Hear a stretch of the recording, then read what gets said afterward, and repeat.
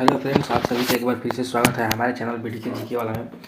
दोस्तों, आज का जो प्रश्न है वो बिहार विद्युत विभाग के लिए महत्वपूर्ण होने वाला है, तो इस चीज़ को ध्यान से देखें और चैनल पर पहली बार आए हैं तो चैनल को सब्सक्राइब करें और वीडियो को एक लाइक जरूर करें। चलिए स्टार्ट करते हैं। आज का जो पहला प्रश्न है वह है, निम्न में से कौन ओम के नियम का पालन करता है? इनमें से कौन ओम का नियम पालन करता है? तो इसका जो सही जवाब हो जाएगा वो हो जाएगा option number A, metal rectifier. Metal rectifier जो है ओम का नियम का पालन करता है। ठीक है। अगला प्रश्न है, एक एक एक 100 वाट 330 वोल्ट के लैंप को 330 वोल्ट आपूर्ति प्रदान की गई है। 100 वाट 110 वोल्ट के लैंप को 100 वोल्ट आपूर्ति प्रदान की गई, तो उसके प्रतिरोध का अनुपात क्या होगा? तो इसका जो सही जवाब हो जाएगा वो हो जाएगा ऑप्शन नंबर सी, 9 हो जाएगा इसका अनुपात। इसका ऑप्शन नंबर सी जो है वो सही हो जाएगा। अगला प्रश्न है, शुद्ध प्रतिरोधी परिपथ में पावर फैक्टर का मान कितना होता है? तो शुद्ध प्रतिरोधी परिपथ में पावर फैक्टर का मान 1 होता है, तो इसका ऑप्शन नंबर ए जो है वो सही जवाब हो जाएगा। अगला प्रश्न है, एकल फेज एसी आपूर्ति तंत्र की तुलना में 3 फेज एसी आपूर्ति तंत्र को प्राथमिकता देने का कारण क्या है?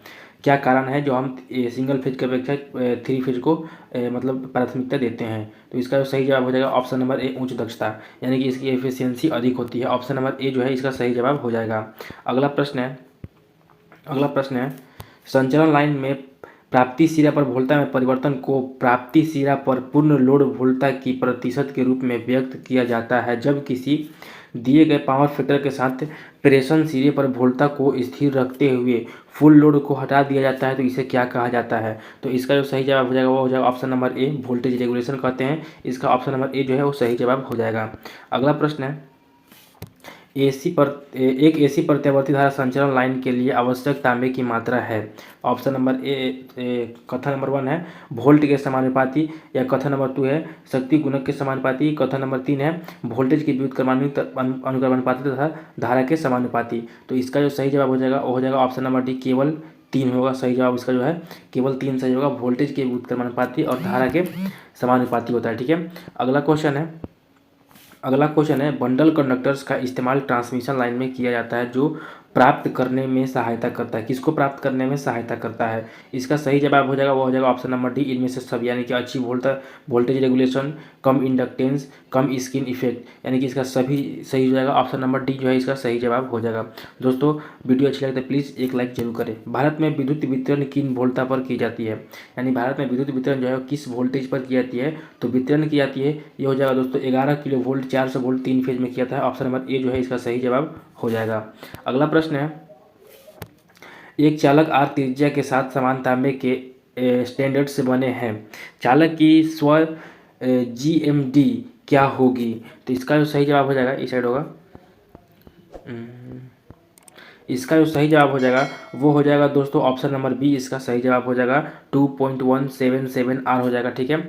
अगला प्रश्न है, ट्रांसमिशन लाइन की पी पर प्रवर्तन गुणांक है, क्या होता है? पी पर प्रवर्तन गुणांक क्या होता है? तो इसका जो सही जवाब हो जाएगा ऑप्शन नंबर सी, 0 होता है। ऑप्शन नंबर सी जो है इसका सही जवाब हो जाएगा। अगला प्रश्न है, अस्थायी तत्व और आर्थिक कारण के लिए संचरण लाइन के शक्ति कोण का परास क्या होगा? तो इसका जो सही जवाब हो जाएगा वो हो जाएगा ऑप्शन नंबर बी, 30 से 45 डिग्री होता है। ऑप्शन नंबर बी जो है वो इसका सही जवाब हो जाएगा। अगला प्रश्न है, विदारी क्रांतिक वोल्टता, विदारी क्रांतिक वोल्टता क्या है? तो इसका जो सही जवाब हो जाएगा दोस्तों वो हो जाएगा ऑप्शन नंबर ए, वायु में आर्द्रता के अंश में वृद्धि के साथ घटेगी। ऑप्शन नंबर ए जो है वो इसका सही जवाब हो जाएगा।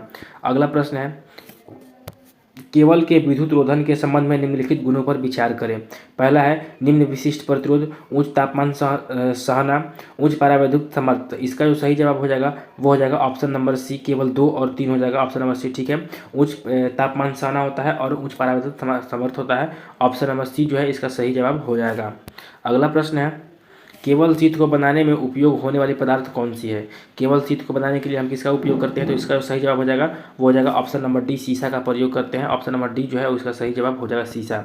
अगला प्रश्न है, केबल लोडिंग की जाती है कि केबल लोडिंग की जाती है। कथन 1 है उसका प्रेरकत्व बढ़ाने के लिए, दूसरा है उसका लीकेज प्रतिरोध बढ़ाने के लिए, तीसरा है उसका लीकेज प्रतिरोध घटाने के लिए, या चौथा है विकृति रहित अस्वस्थ प्राप्त करने के लिए। तो इसका जो सही जवाब हो जाएगा वो हो जाएगा ऑप्शन नंबर डी, केवल 1 और 4, यानी कि उसका प्रेरकत्व बढ़ाने के लिए और विकृति रहित व्यवस्था प्राप्त करने के लिए। ठीक है। अगला प्रश्न है उच्च वोल्टता यानी कि हाई टेंशन केबल की कोर कुचालक पदार्थ से आच्छादित रहती है। उसके उपरांत निम्न में से कौन सा सही क्रम में कोर का ऊपर रहता है, कोर के ऊपर कौन सा रहता है? तो इसका जो सही जवाब हो जाएगा वो हो जाएगा ऑप्शन नंबर डी, अच्छद संस्तरण कवच और सर्वरिंग होता है। ठीक है, अगला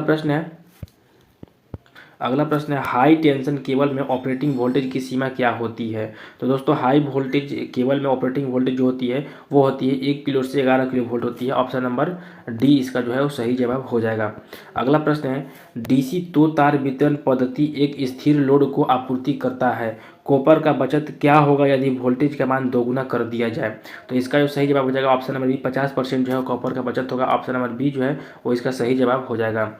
अगला प्रश्न है समान वोल्टेज और संकेंद्रित लोडिंग के साथ दोनों किनारों पर दिए गए डीसी वितरण प्रणाली के लिए न्यूनतम विभव का बिंदु किस जगह पर पैदा होगा? इसका जो सही जवाब हो जाएगा वो हो जाएगा ऑप्शन नंबर बी, मध्य बिंदु पर जो है वो पैदा होगा, मध्य बिंदु पर। ऑप्शन नंबर बी जो है वो इसका सही जवाब हो जाएगा।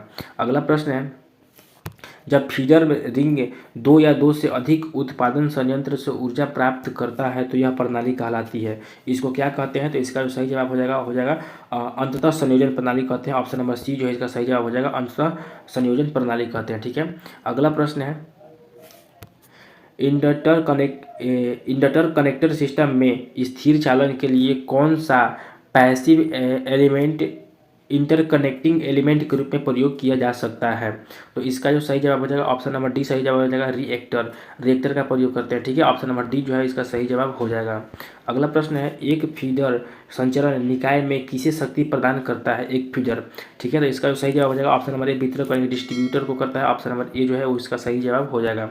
अगला प्रश्न है निम्न में से कौन सा एक बंद परिपथ के रूप में लगाया जाता है तथा एक अधिक बिंदुओं पर फेड किया जाता है यानी कि फिट किया जाता होगा? ऑप्शन इसका जो सही जवाब हो जाएगा वो हो जाएगा option number A, ring distributor को बोलते हैं। ऑप्शन नंबर ए जो है इसका सही जवाब हो जाएगा। अगला प्रश्न है खतरा 440 वोल्ट की प्लेटें क्या होती है? तो इसका जो सही जवाब हो जाएगा ऑप्शन नंबर ए हो जाएगा, यानी कि ऑप्शन नंबर ए हो जाएगा सावधानी सूचनाएं होती है। ऑप्शन नंबर ए जो है उसका सही जवाब हो जाएगा। आज का लास्ट प्रश्न है दोस्तों कौन सा प्रदोष सममित प्रदोष धाराएं उत्पन्न करता है? तो इसका जो सही जवाब हो जाएगा वो हो जाएगा ऑप्शन नंबर डी, त्रिकला लघु प्रदोष करता है। ऑप्शन नंबर डी जो है वो इसका सही जवाब हो जाएगा। दोस्तों अगर आपको वीडियो अच्छी लगे तो प्लीज़ एक लाइक करें और चैनल पर पहली बार आए तो चैनल को सब्सक्राइब करके बेल आइकन को दबा लें। इसी तरह के हमारे चैनल पर वीडियो आपको मिलेंगे। तब तक के लिए धन्यवाद।